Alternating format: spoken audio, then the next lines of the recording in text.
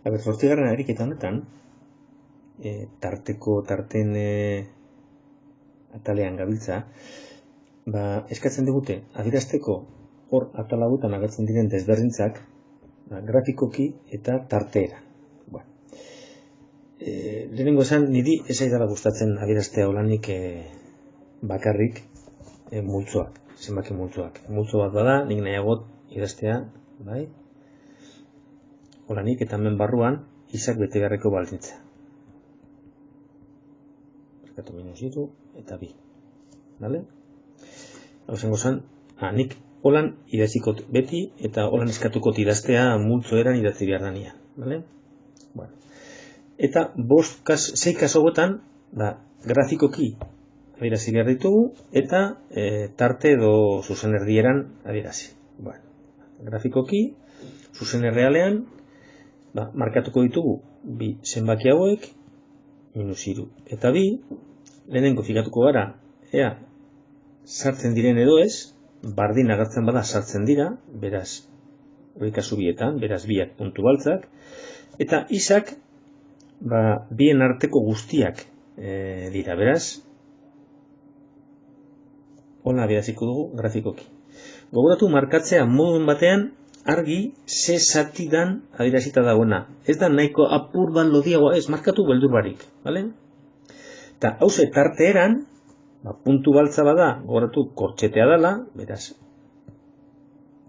holanik adierazten da.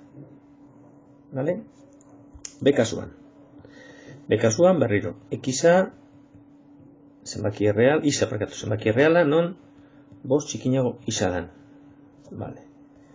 Grafikoki, 5 ez da sartzen hemen ez dagolako bardin, beraz puntu zuria, eta izak betetzen dau handiagoa dela, ez? Beraz, hau da grafikoki. Eta tarteeran, beti azten gara eskerraldeko muturrean, 5, zuria denez parentesia, eta amaierako muturrik ez dagoenez, horrezan edo plus infinitora ailegatzen dela, eta infinitoak beti parentesiaz. Zeren kasuan, berriro, izak zenbaki erreala non isa handiago da bardin minus bi, hemen markatuko dugu minus bi, bardin agertzen denez baltza, eta orain irakurri izak betetzen duena. Isa handiagoa edo bardin minus bi. Handiagoak hemen agertzen dira. Ez pentsatu isa eskerraldean dagoelako, eskerralderuntz jun behar danik. Ez, irakurri hemen agertzen dana. Hemen alda egon arazo txikitsu bat. Hau, minus bi txikiago do bardin ekiz agertuko bazan, esan egon arazorik. Baina, esan daia bardina da. Eta modu bietan agertuko da, eta sarritan, holan agertuko da.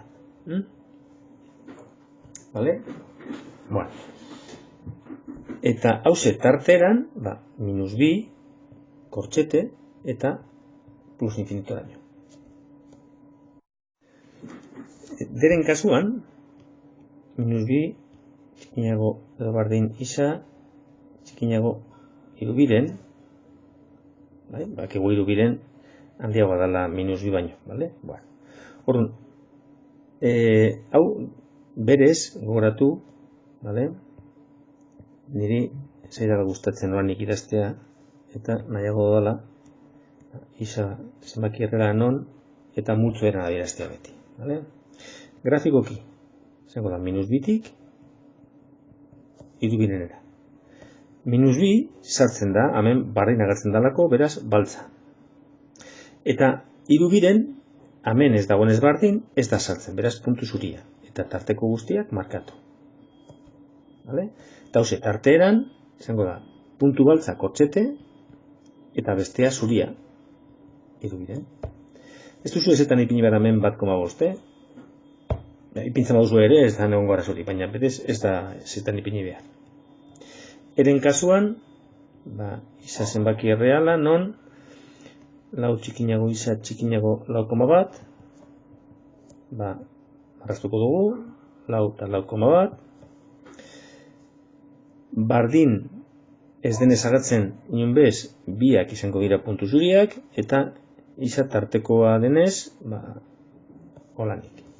Eta tarteeran, puntu zuria parentesia, eta puntu zuria parentesia berriro. Eta maitzeko, F, isa non minusiru txikinago bardin isa dan.